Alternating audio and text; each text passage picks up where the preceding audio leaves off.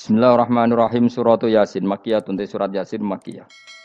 Au illa qaulahu, maksudnya Makkiyah bangsa periode zaman Rasulullah tesih teng Mekah. Au illa qaulahu kecuali dawuh Allah taala wa idza qila lahum anfiqu al ayat niku. Au madaniyatun utawa sebagian ulama darani surat Yasin bangsa napa? Madaniyah. Isnatan iku loro wa samanun lan 80 apane ayatan-ayat. Jadi surat Yasin kabeh berjumlah berapa? 82 ayat. Bismillahirrahmanirrahim. Yasin. Ya semua ulama mana Yasin itu mana nama lain dari Rasulullah Muhammad Shallallahu Alaihi Wasallam. Meskipun secara ikhtiyat, secara hati-hati, mufassir biasanya bilang Allah a'lamu bimuradihi bi. Allah a'lamu dat sing pirsa bimuradihi kelan kersane Allah bi iklan Yasin. Tapi kita tahu secara ahwalul ulama, ya saya ulang lagi, kita tahu secara tradisinya ulama tetap mengatakan Yasin maknanya ya Muhammad. Buktinya terusannya apa? Innaka laminal mursali. Innaka ke siapa coba? Ke Nabi kan, Nabi Muhammad. Berarti Yasin wahai Muhammad kamu adalah mursalin. Apalagi ada istimal yang sudah konsensus seluruh dunia. Misalnya sholatullah, salamullah ala toha rasulillah, sholatullah, salamullah ala Yasin habibillah. Jadi makanya saya berkali-kali bilang, saya pernah ngisi pengajaran tafsir di Madura juga bilang gitu.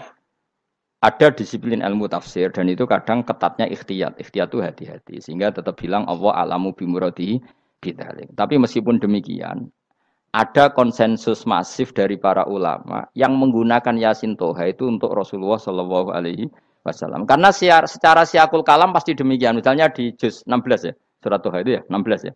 Toha, ya Muhammad, ma anzalna alaikal Qur'ana litasqa. Coba kalau Toha ada artinya Muhammad, lalu siapa? Ada kata ma anzalna alaika, apa? Coba sekarang Toha ganti ya Muhammad kan pas ya Muhammadu ma anzalna alaika al-Qur'ana litasqa. Jelas ya? Secara siakul kalam Toha menunjuk siapa? Muhammad karena tulisannya coba ya. Toha diganti kata Muhammad. Ya tentu diganti secara makna. Ya Muhammadu ma anzalna alaikal Qur'ana litasqa. Yasin juga ganti aja. Ya Muhammad demi Quran yang hakim innaka ya Muhammad laminal mursalin. Sehingga meskipun mufassir secara disiplin ikhtiyatnya, kehati-hatiannya bilang innaka laminal apa? Awa a'lamu bimuradihi bidzalik, tapi secara ahwalul ulama tetap Toha dan Yasin adalah ismun min asma'i Rasulillah sallallahu alaihi wasallam. Kayak tadi apa? Salatullah salamullah ala Toha Rasulillah, salatullah salamullah ala Yasin habibillah. Jelas ya. Jadi antara istimalnya ulama itu beda dengan keikhtiyatan mufassir. Dan tentu kita milih yang istimalnya ulama. Karena itu lebih gampang supaya kata alaika khitab itu kena apa? Kena. Mukhatabnya siapa? Terus ketiga kata Ibnu Jarir atau Bari, enggak mungkin Allah mengkhitabkan sesuatu dengan sesuatu yang enggak bisa difahami. Karena orang Arab dan zaman itu paham Yasin adalah Rasulullah, Toha adalah Rasulullah, sehingga ada khitab itu. Buktinya orang kafir zaman itu enggak pernah menyoal gini. Muhammad katanya Quran itu indah, mudah difahami. Ternyata ini ada lafaz-lafaz yang kita tidak paham. Nyatanya orang kafir tidak gugat seperti itu. Itu menunjukkan bahwa penggunaan Toha dan Yasin adalah ma'ruf dan difahami. Paham? Jelas ya? Ya soal nanti ikhtiyat, ya ikhtiyat saja kita ikhtiyat. Paham ya? Tapi tetap difahami. Apa? Tetap difahami. Buktinya jelas kan Toha ma anzalna alaika. Berarti diganti saja apa? Ya Muhammad ma anzalna alaika al-Qur'ana litasqa. Bon jelas ya. Wal Qur'ani demi Qur'an al hakimi kang bijak. Ail muhkami tegese kang kuat utawa kang kukuh. Kukuh maknane indah, bi aji binasmi kelawan keajaibane susunan wa badil ma'ani lan keindahane makna. Innaka saat temne sira ya Muhammad wa Muhammad lamnal mursalin setengah sangking wong sing diutus. Sungguh termasuk wong sing diutus Allah. Ora sekedar diutus ala siratin kowe ing atase jalur to dalan mustaqimin kang jejeg. Uti ala mutalikun ta'alluq bima perkara qabla kang sedurunge iki dawuh. Tariqil anbiya tegese kowe iku sesuai dalane para-para nabi qabla ka sedurunge sira. Maknane tariqil anbiya ya tauhid tegese tauhid wal huda lan petunjuk. Wa taqidu tinau kiti bil qasami iklan qasam wa ghairi lan liyane qasam ngrad niku nolak liqaulil kufari marang pengucape wong kafir lagu maring nabi wong kafir komentar ning nabi napa lasta mursala Muhammad iku ora rasul. Terus Allah jawab innaka laminal mursalin. Tanzilal azizi kang kowe iku dadi rasul mergo entuk turunan untuk keturunan Quran sing aziz, sing tanzilal aziz. Kang Quran iku dadi sesuatu sing diturunno Allah sing aziz. Fi mulkihi dalam kerajaane wa ar-rahimi kang welas fi khalqihi lan makhluk Allah. Utai lafat tanzil ku khabar mubtada'in khabar mubtada'. Ya karena Imam Suyuti baca tanzilu sehingga dia nerkepnya mubtada'. Tapi kira kita kan baca apa? Tanzila. Makanya saya berkali-kali ngaji itu sama guru. Imam Suyuti dia itu bacanya tanzilu, makanya dia nerkep jadi khabar. Sementara kira kita tanzila, maka kita nerkep jadi maf'ul mutlaq. Paham ya? Makanya kamu enggak usah bingung iki kok jadi khobar padahal macane tanzila. Utawa ora bingung mergo ora paham pilihane loro tok. Ya. Jadi yang jelas Imam Suyuti itu kadung milih rofa, makanya dia nerkep khobar. Paham ya tanzilu, makanya dia nerkep apa? Khobar. Kalau kita baca kan tanzila, maka itu maf'ul mutlak atau nyimpan kata amdahu. Ayil Quran itu kese Quran.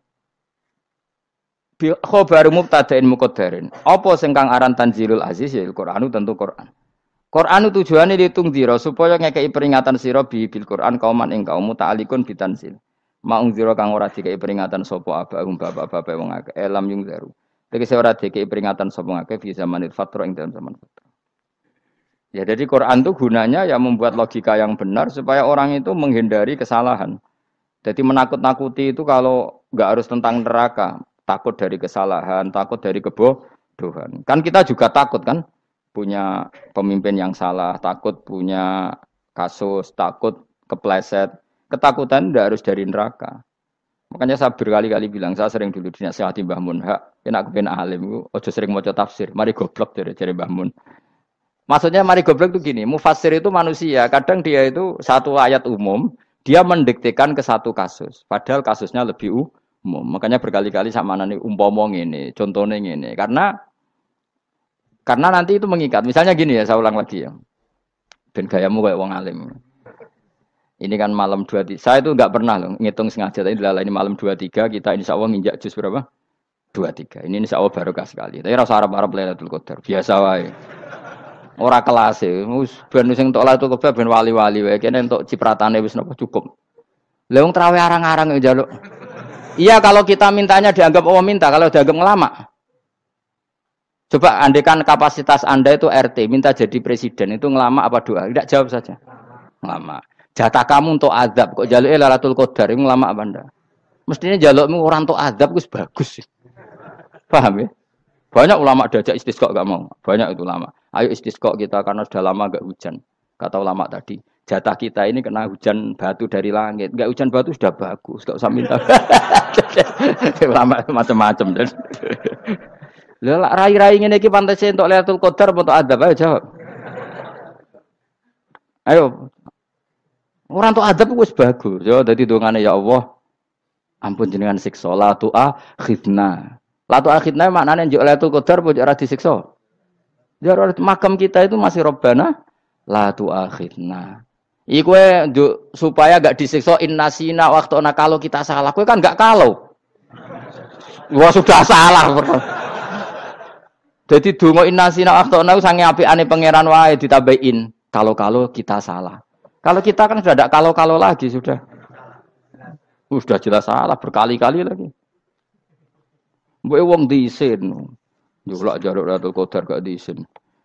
Tapi ya oleh wong pangeran apian. Pangeran kan tapi misalnya pangeran ora aku luwe apian timbang aku. Jadi sowe disahno permintaan. Tapi gak dikabulno. Mau disahno tapi ora usah apa? Di sana itu iman jalin dan goblok piye meneh macam-macam. Makanya doa paling fair itu ya Rabbana dzalamna anfusana wa lam taghfir lana wa tarhamna lanakunanna. Makom kita itu di sepuro pangeran. Sing bener donga wong traweh-traweh lho ning Tuban ning Jogja wis bener apa innaka afuwun karim tuhibbul afwa fa'fu anna. Ora ana guru-guru kita donga ya Allah anilna lailatul qadar ya Allah ka ono saraku kiye kita ono ngajarno ngono ya Allah innaka afuwun karim tuhibbul afwa fa'fu anna. Jenengan kandat sing kathah nyepurane lan seneng nyepuro himpun jenengan sepuro. Iku wis bagus sudah. Bagus. Ndelok lailatul qadar gresuk ndelok srengenge. Terus ndelok angin. Angger daerah Gunung Kidul banter terus anak-anak. Boy wong tahu diri, maksud kula dia tetap minta Lailatul Qadar tapi tahu tahu diri. Misalnya suwe bar sedekah, puasa bar salat 1000 rakaat, terus utang mesti sahur, sampai togo-togo sing mbok dolimi jaluki sepuro. Pas kowe tenan mergo ngrasa ora dolim, nduk Lailatul Qadar. Tapi kira ngrasa ora dolim wis ujub sombong. Wong sombong ora berhak meraih. Lah terus piye Gus? Ora piye-piye biasa wae, pokok biasa wae. Makom kita ku ora kena adab itu sudah luar biasa. Ora penuh adab piye. Wis ngene iki luar biasa, napa? Luar biasa. Mun nang ngandel kula, mesti ngene iki keadaan seperti ini terus. Soale dongane wae Rabbana la tu'akhidna in nasina wa akhtana. Itu jadi itu sudah luar biasa. Nah, ini kan teruskan dawuh Mbah Mun ya. Misalnya Allah bilang gini, fattaku, maka takutlah kamu. Biasanya mufasir ditambahi minan nar, maka takutlah kamu masuk. Sebetulnya yang perlu dihindari dari kita, takut itu ya, takut salah, takut bodoh, takut terdolimi, takut mendolimi orang lain, takut hidup tidak ada gunanya. Tapi mufasir tentu milih yang populer, takutlah kamu dari api neraka. Coba misalnya gini, kita nanti masuk surga. Kemudian zaman di dunia kita tidak pernah berkampanye ya atau berkontribusi untuk agama Allah. Cara saya itu izin. Kata Imam Malik, saya masuk surga. Kemudian orang yang mencintai saya masuk surga itu saya malu. Rasulullah juga gitu. Saya sebagai pemimpin umat, saya malu masuk surga. Dan satu dari umat saya masih masuk neraka. Jadi ulama dulu tuh ketakutannya bukan sekedar masuk neraka, takut malu, takut bodoh, takut keliru, takut. Saya misalnya nanti masuk surga itu malu, andaikan saya tidak pernah ngajar tafsir Jalalain. Malu saya. Karena kalau tanya Allah, hak kenapa bu swarga? Terus dilebokno swarga. Tapi kalau pernah baca tafsir jalan kan ono keren. Keren artinya saya pernah mengkampanyakan Quran, pernah mengkhidmati Quran, pernah ngitmai kitab engkau ya Allah. Saya pernah ngitmai umatnya Rasulullah yaitu sampean kabeh. Pernah mulang, pernah sowan. Saya tiap bulan sowan jenengan gak sopan tapi. Mulane kira usah bales sowan rono malah ganggu aneh-aneh. Kadang santri yo pidol, wis diulang cek sowan. Orang tuh kiai kalau sudah di rumah tuh milik keluarga biar fair. Bermulang cek assalamualaikum terus kiai ini kagok keluargane ku kapan? Boyo mikir bocah ora karo-karuan. Jadi seneng ya di ilmoni, napa seneng ya di ilmoni. Saya ulang lagi ya. Nah, kata yang ditafsir itu sering tidak mengikat. Makanya kata Mbah Mun, baca tafsir itu dikurangi. Maksudnya dikurangi itu bukan apa-apa, maksudnya tadi kalimat yang ditafsir itu tidak mengikat. Yang mengikat itu yang kalimat di Quran. Nah, kalimat Quran itu umum, napa? Misalnya gini, Allah kalau gini. I'dilu, kamu harus berbuat adil. Lalu adil itu misalnya mufasir menafsiri, adil itu menyamakan di antara dua orang konflik. Misalnya di MK 01 dan 02 dianggap sama, itu namanya adil. Itu kan dawai mufasir. Atau misalnya gini, Allah bilang gini ke saya, hak kena jadi kiai sing adil. Terus adil ditafsiri orang, adil itu menyamakan sesama murid, haknya sama. Nah, tapi bisa saja adil itu di luar itu semua. Misalnya gini, ternyata adil menurut Allah gini. Adil maknanya seimbang, apa? Adil itu maknanya apa? Seimbang. Lalu keseimbangan seorang hamba adalah dia ingat Allah lebih banyak. Karena ini bandul yang benar-benar nyata. Allah itu nikmatnya nyata. Sehingga ketika saya sebagai orang alim ingat saya alim itu karena Allah, dikasih ilmu Allah, dikasih cerdas Allah, dikasih semuanya dari Allah. Sehingga saya itu tidak merasa kumuluhur pada kalian karena semua ini dari Allah. Kemudian Allah sendiri yang memerintahkan, kamu harus mengajar. Maka saya ada arep-arep salam templek sampeyan, penghormatan sampeyan, apresiasi sampeyan karena saya hubungannya hanya dengan Allah Subhanahu wa Ta'ala. Itu namanya adil, meletakkan sesuatu proporsional. Itu juga adil namanya. Makanya seseorang itu enggak bisa dikatakan abid selagi belum tahu kalau ibadahnya minallah. Jadi misalnya ke ibadah tok. Ternyata kamu yakin itu ibadah kamu, amal kamu itu belum abid. Abid hakikat adalah alhamdulillah alladzi hadana li hada wa ma kunna linahtadiya laula anda tahu. Ketika kita sujud yakin ya Allah alhamdulillah jenengan menakdir saya sujud. Saya salat alhamdulillah engkau menakdir saya salat. Sehingga minallah dulu pikiran itu semua kebesaran kemendahan hari ini minallah dulu. Baru setelah minallah kita yakin billah. Setelah billah juga yakin ilallah. Misalnya gini Allah itu. Setelah saya ngajar tafsir Jalalain, kepentingan saya satu. Hamba-hambanya Allah menjadi tambah mencintai Allah. Tidak mencintai saya. Enggak penting sampean mencintai saya. Makanya Imam Syafi'i tiap ngajar bilang begini. Wadittu annal khalqa ta'allamu hadal ilma wala yahmadunani. Saya senang kalau kalian belajar fikih sama saya, tapi kamu tidak usah muji saya. Jadikan fikih ini alat taqarrub kamu kepada Allah. Itu namanya minallah wa ilallah. Itu adil. Tapi adil yang dijelaskan ulama beda-beda tadi. Ada mengatakan adil adalah proporsional antara murid, antara keluarga dan murid. Meskipun kamu senang mulang, jangan merantarkan keluarga. Itu tidak adil. Itu kan versi, no? Maksudnya Mbah Mun, kamu jangan terjebak versi-versi dalam tafsir. Paham ya? Karena Allah hanya ngendikan i'dilu wa aqrabu. Paham ya? Tapi kan penjelasan adil ini orang versi. Paham ya? Ada yang nulis adil adalah meskipun mimpin masyarakat ya ingat keluarga. Karena sing tukang wayo kan nafsiri adil adalah karena laki tidak cukup istri satu maka ayo kan yo repot nanti.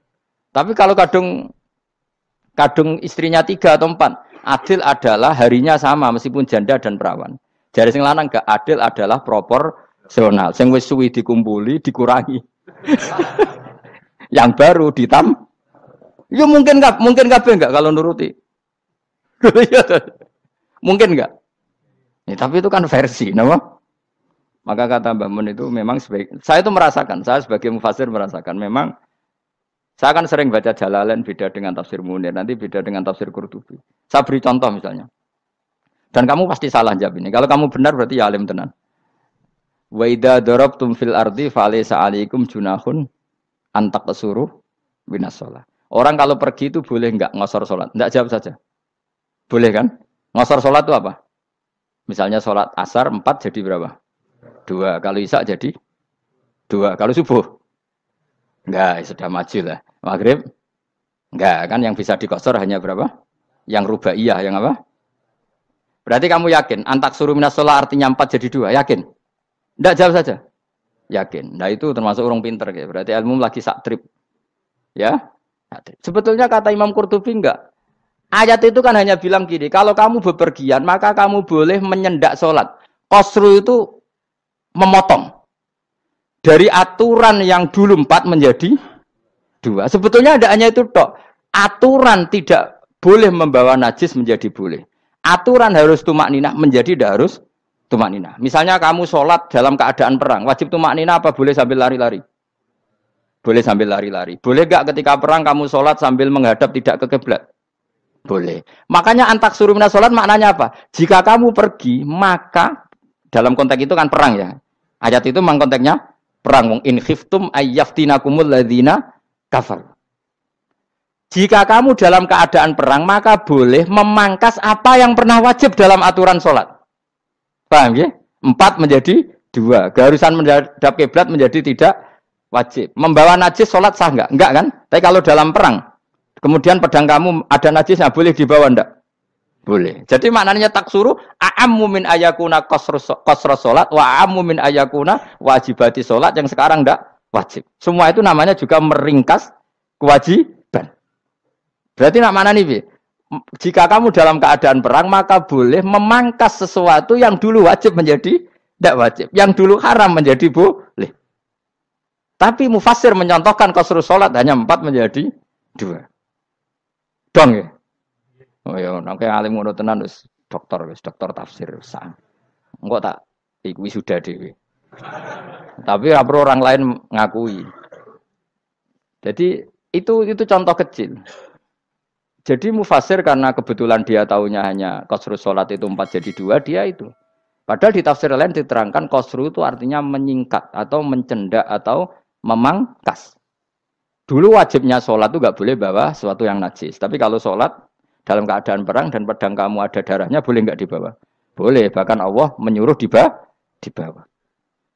Dan boleh nggak madhep kiblat. Fa in khiftum farijalan auruk banat lagi fa idza amintum fadhkurullaha kama 'allamakum. Ketika keadaan aman baru sholat sesuai standar. Nah, berarti kan ada qasru sholat, ada pemangkasan aturan sholat. Kayak misalnya begini. Dalam keadaan normal, boleh nggak kamu motong pohon pisangnya tetangga tanpa izin? Nggak boleh kan? Tapi misalnya ada banjir bandang, kemudian kamu bisa selamat kalau motong itu. Wajib izin apa malah haram izin? Haram izin, harus kamu langsung potong. Karena kalau tanpa begitu kamu dan yang punya wajib meridhoi. Kalau nggak meridhoi disalahkan syarak malah. Paham ya? Jadi ini penyolongan yang wajib. Tapi tak sebab potong kayak ngelangiin, terus gedangnya mbok pangan, itu berlebihan. Karena Allah memaklumi hanya untuk ngelangi. Jebule wis menisan lah itu di luar izin syariat apa? Di luar izin syariat. Itu melampaui batas itu. Syaratnya boleh itu ghairu baghiw wala adfamani turra itu darurat syaratnya ghairu baghiw wala dan tidak boleh melebihi batas. Ora ape ngetok gedange jupuk sik sing mateng dipangan terus diketok. Ora oleh. Paham jelas ya. Makanya kalau ngaji tafsir ya saya kan berkali-kali ada makna di tafsir Imam Suyuti saya tambahi umpamanya ini. Maksudnya umpama itu supaya contoh itu tidak mengikat. Jadi yang disebut beliau itu satu dari sekian potensi ribuan contoh. Ya kayak tadi misalnya antak suruh minas sholah. Itu umumnya ulama membayangkan qasrus sholat yang 4 jadi 2. Padahal enggak, maknanya meringkas aturan dari wajib menjadi tidak wajib. Bahkan sebagian aturan itu dikatakan haram, tidak haram. Itu tadi misalnya bawa najis atau teman kamu mau dibaca orang kafir, terus kamu bilang, hei hati-hati, itu tidak batal kalau dalam sholat siddatil khauf. Paham ya? Jelas? Semaju lah. Malam terulikur, lelatul. Soalnya wis gumen mbek wong-wong bingung ora ilmune wong-wong. Ma ungzira abahum elam yung daru tegese ora den kei wedi sapa ngangge fi zamanil fatrah ing dalam zaman fatrah. Ya sama seperti ini. Orang tidak mendapat ingzar itu fi zamanil fatrah, zaman enggak ada rasul. Tentu tidak hanya itu tok. Ada rasul tapi orang itu jauh dari komunitas ulama. Itu juga termasuk orang yang tidak mengalami ingzar. Jadi tidak mengalami ingzar bisa di zaman fatrah atau sudah ada rasul tapi dia jauh dari ulama atau jauh dari komunitas Islam. Itu juga komunitas yang tidak mengalami ingzar. Fahum mengkote wong akail kaum iku khafidun lali kabehane imani sing iman parustilan bener. Ya contoh paling gampang itu nak dawuh yai mesti bener itu loh. Kalau kamu ngaji tafsir Jalalain ya Yuhanna subudu rabbakum. An-nasu biasanya tafsirikan kufaru Mekah, napa? Padahal di situ nas semua manusia apa kafir Mekah? Semua manusia. Cuma konteks dulu karena Nabi orang Mekah dan zaman itu yang diberi peringatan orang Mekah, Imam Suyuti bilang kufaru Mekah. Lah seperti itu kufaru Mekah mengikat apa enggak? Enggak kan? Enggak, karena yang dituruni Quran yo kafatal linnas. Tapi ya Yohanasu di Jalalain sering ditulis apa? Kufaru Mekah. Nah, seperti itu tidak mengikat. Itu contoh saja apa? Contoh saja dalam konteks zaman itu. Paham ya? Jadi banyak, makanya tafsir itu sebenarnya enggak ngikat. Ya tapi yang ngomong gitu harus orang alim. Kalau kamu yang ngomong malah kacau. Kemudian ngomong sombong, maksudnya kan manusia, saya juga manusia. Ngapain saya harus ikut? Ya sarap itu. Iku ora wis sombong saraf, no? Wis sombong saraf. Lakot hakko teman-teman fahum, lakot hakko teman-teman nyata apa alqaulu apa titah, wajib tegese wajib manane nyata ala aksarihim. Ing atase akeh-akeh wong akeh bil adab. Lakot hakko teman-teman dadi nyata apa alqaulu apa titah anane azab. Wajib tegese wajib apa adab ala aksarihim bil adab, fahum mongko te wong akeh la yu'minu ora iman sapa wong akeh. Il aksaru tegese ute akeh wong ora iman. Zaman niku Mas. Ya, maksudnya zaman itu. Tapi jengben nggih mboten ngerti. Tapi yang mungkin batu Isa itu semua orang iman, tapi ya banyak yang setelah iman itu tidak bermanfaat lagi karena wis napa? Matahari terbit dari napa? Barat. Hina la yanfa'u nafsan imanuha lam takun amanat min qabl. Inna sa'atam ingsun jalna ga ingsun fi anaqihim. Ing dalem gulu-gulune wong akeh tak gawe aghlalan ing belenggu. Bi ayu dhamma gambar bi antu dhamma gambar ento dewe kumpulno ilaha maring anak apa alai di tangan. Di anal gela karon saat menegil iku yajma'u iso ngumpulno apa gil al yada ing tangan kal unuk maring geger maring napa gulu-guri lho jenenge unuk. Wong Arab nak darani kene iku unuk, nak darani kene iku nakher. Ya jare wong Arab, ya kene iki unuk, kene iki nakher. Lah gulu niku ngeten, tangan didakok teng napa? Napa? Gulu. Napa jenenge jidok niku jidokne. Sing guri-guri. Faya mengkote tangan ilaidi kumas muatun ting kumpulno ilal atqoni maring dagu. Niki lho jenenge dagu. Jam udzakonin wa ya mustamaul lahyan. Kumpule 2 dagu atau 2 wang nek jomanan. Fahum mongko te wong akeh mukmahuna iku dadi bunder sapa wong akeh. Manane rafiuna ngangkat wong akeh ruusahum ing sirahe wong akeh. Lastatiuna ora iso mampu sapa wong akeh khudhaha ing ngendhekno ruus. Menan dhewe maksudi wa ta iki mutamsilun muk bayangan, mutamsil gambaran. Mulane kula gumun mbek ulama riyen. Tak contohno ya, nak ulama dhisik utop. Wong dhisik nak darani bun rokok digludungno. Wong kafir sok ben digludungno ning neraka. Iku ya pancen ngalim tenan ngomong dhisik. Mergo gambarane ngene, ora usah mbok praktekno sampean, praktekno saiki wae. Nak praktekno sampean kowe sampean mlebu neraka. Dadi ngeten, wong nak lungguh ngene lho, wong Arab nak darani iki ason-ason. Terus ngeten. Ngeten. Niki jenenge apa? Dengkul. Dengkul itu kena dagu, terus tangan kena jidok. Dadi ngeten. Jadi wong wis dalam keadaan bunder. Paham ya? Lah mulane malaikat karek nyaduk terus gludung-gludung ngono. Paham ya? Jadi mergo iku napa? Dengkul nempel dagu, paham ya? Tangan nempel jidok. Terus ditaleni. Paham ya? Terus ya karek gludung dong, mulane wong kuno nak darani bun neraka iku. Oke bayangno saiki sok ben ra usah, gak usah mlebu maksudnya, paham ya? Mulane ape mlayu ora iso, wis posisi ngono, paham ya? Sebenarnya rasa delok, maksudnya itu praktekno saiki. Menang delok kowe. Lah dawuh Imam Suyuti wal muradu te kang den kersakno iku annahum sak temne wong akeh la anu nek ora tunduk sapa wong akeh lil imani maring iman. Wala faduna nek ora tunduk sapa wong akeh ora ndilukno ru'usahum ing sira wong akeh lahu krana iman. Iki tapi dawuh Imam Suyuti. Tentu tidak semua ulama sependapat. Jadi cara Imam Suyuti semua yang dikatakan Quran ini muktamsil. Artinya mereka tidak tunduk, maknanya tidak menerima iman. Ya, tapi itu cara Imam Suyuti. Ulama lain yang mengatakan tidak. Memang orang kafir ketika masuk neraka dalam keadaan seperti itu dan digeludung. Ya tidak apa-apa sama-sama benar. Ya sama-sama benar karena ya Quran itu milik bareng, ya. Milik bersama. Jadi apa ya? Kan banyak kalimat kayak tadi mengkosor solat, meringkas solat. 4 jadi 2 yang meringkas, paham ya? Dari aturan ketat menjadi agak longgar juga meringkas. Jadi semuanya namanya memotong apa? Memotong dari 4 menjadi 2 ya memotong, paham ya? Dari aturan wajib menjadi tidak wajib juga memotong. Nah, itu kan sama-sama benar. Lihat nanti konteksnya. Waja'alna lan gawe sapa ingsun mimpeni aitim sanging ngarepe wong akeh sadan ing tutup. Wa min khalfihim sanging gurine wong akeh sadan ing tutup. Fathisin sadan wa dhammiha lan dhamai sin sudan fil maudhi'in ing panggonan loro. Faksena mongko ngekeki gelap ingsun ing wong akeh, fa mongko te wong akeh lagi sirun ra ningali sapa wong akeh. Tamsilun iki ya contone aidon disat diturukil iman maring ketutupe dalan iman alih ngatasi kufar. Nak cari maksud kabeh iki mau tamsil. Dadi ngene. Dari depan kami kasih tutup, dari belakang kami kasih tutup, kemudian mereka saya kasih kegelapan. Maka mereka tidak tahu. Mananya apa? Dari arah depan yang mereka enggak ngerti pentingnya iman, dari arah belakang yang mereka tidak ngerti pentingnya iman, maka mereka buta, artinya tidak iman. Itu dari Imam Suyuti. Tamsilun aidon ini hanya perumpamaan lisat diturukil iman, yaitu tertutupnya jalan-jalan iman.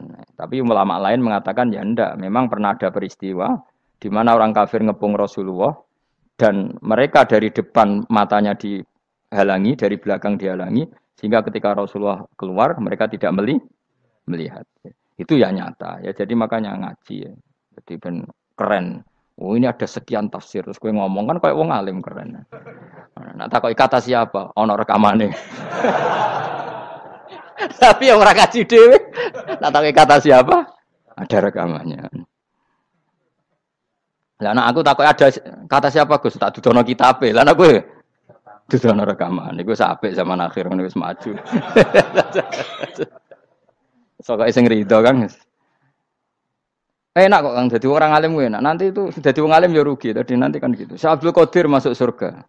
Entah ini gelombang kedua dan para penggemarnya. Jadi akhirnya sing alim tenan yang mlebu swarga, sing kedua dan para penggemarnya. Iku ora usah alim Kang, cukup penggemar. Jadi aku sebenarnya rugi kan. Gus Pak masuk swarga kedua dan para penggemar. Waduh. Terus jebule padha ae. Iku saking rahmane Allah. Kenapa?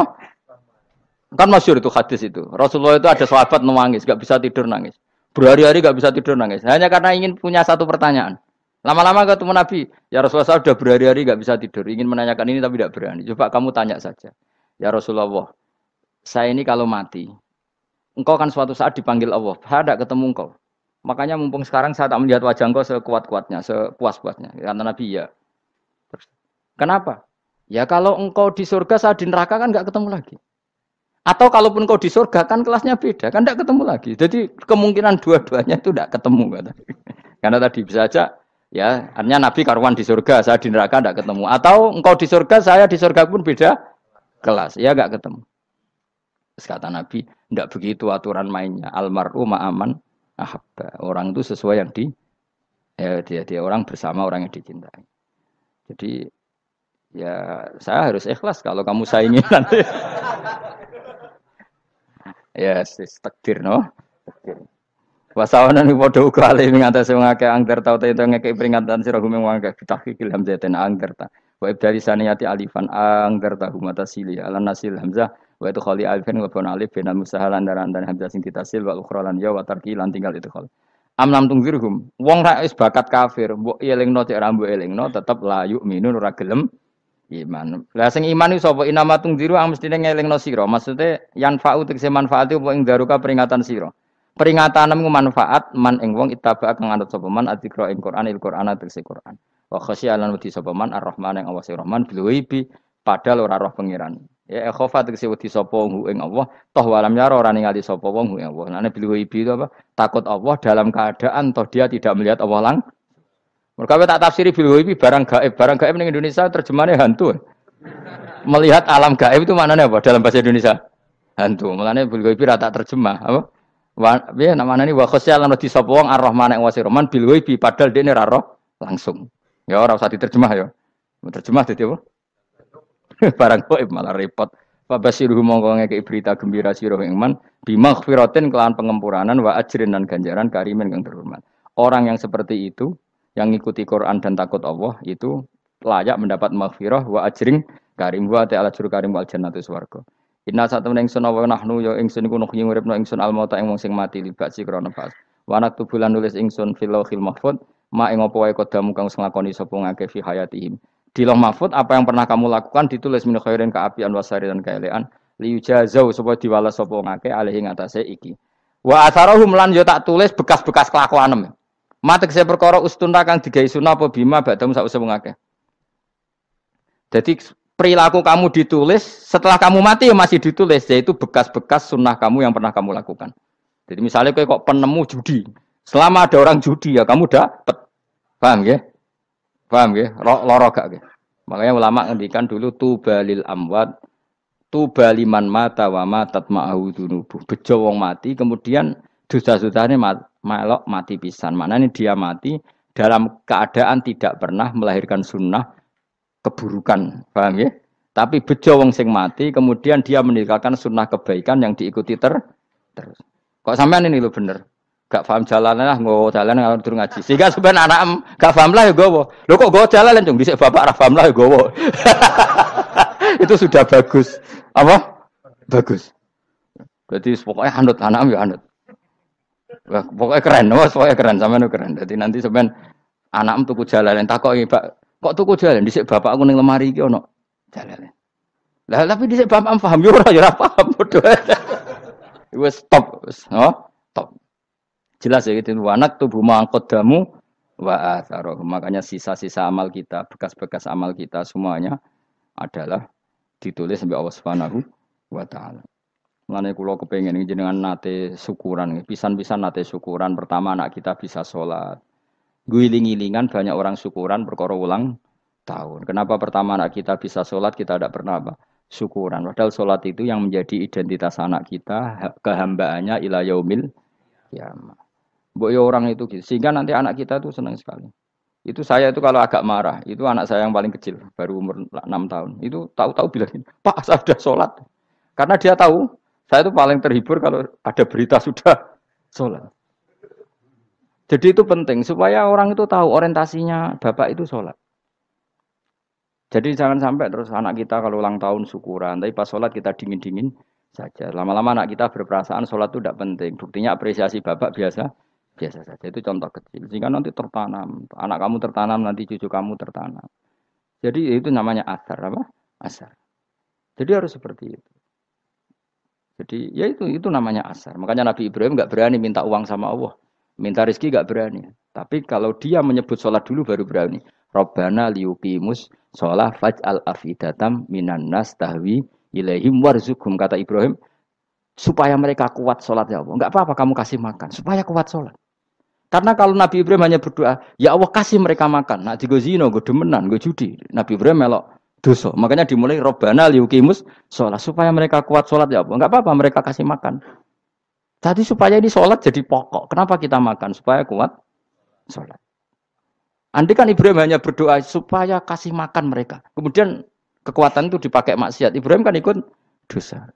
Itu sirinya kenapa doanya Robbana liyuqimus sholat. Ya. Jadi kata liyuqimus sholat didahulukan. Apa? Supaya mereka kuat sholat. Maka kasihlah makan, kasihlah rezeki. Jadi supaya sholat jadi pusat orientasi. Itu harus dilatih. Ya tentu kamu ngelatihnya sidik-sidik. Wong anak esopo kan gitu, tapi ini kan cerita aja. Maksudnya orangnya biasa wae, maksudnya biasa wae. Maksudnya iku mau cerita.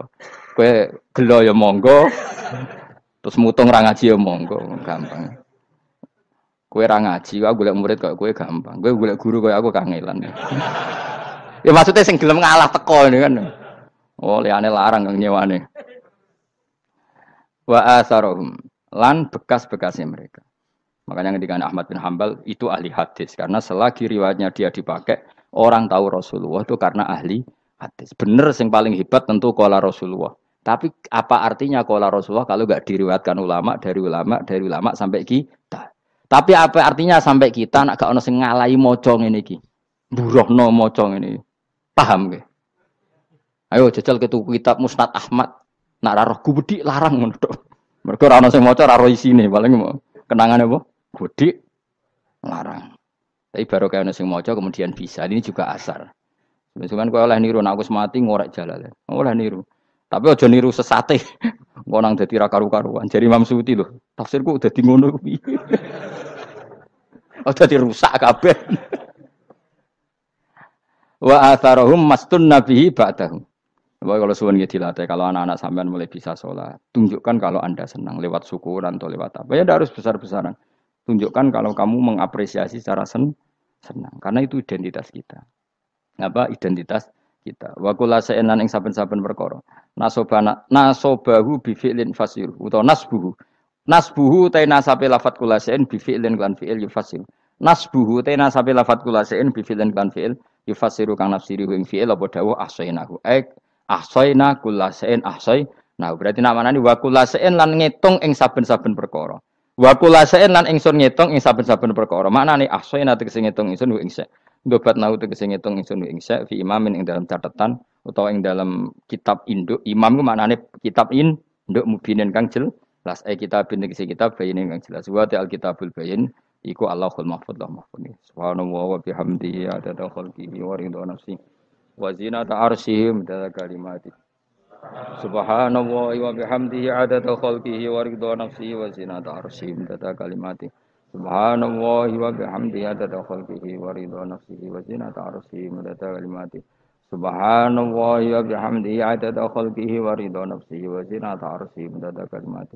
Subhanallah wa bihamdihi adada khalqihi wa ridha nafsihi wa zinata arsyih adada kalimati. Subhanallah wa bihamdihi adada khalqihi wa ridha nafsihi wa zinata arsyih adada kalimati.